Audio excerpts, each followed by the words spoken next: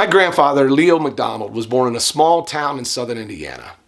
He was one of 8 children, was raised by an abusive and alcoholic father, lived through 2 world wars, the Great Depression, and had to drop out of school in the 8th grade to get a job.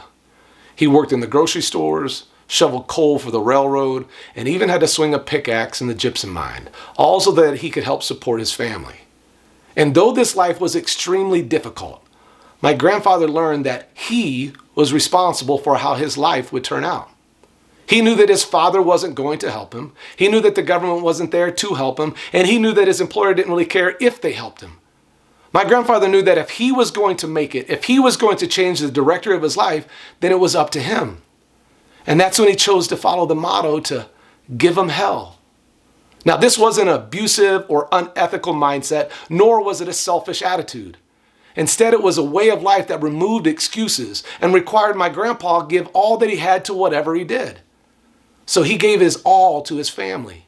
He gave his all to God. He gave his all to himself, and he gave his all to his profession. And because of that, he created a marriage that lasted 50 years. He taught himself to become an electrician for General Motors, and he went on to produce 5 children and a slew of grandchildren and great-grandchildren that went on to do even more amazing things because he ensured that we all learned to give him hell.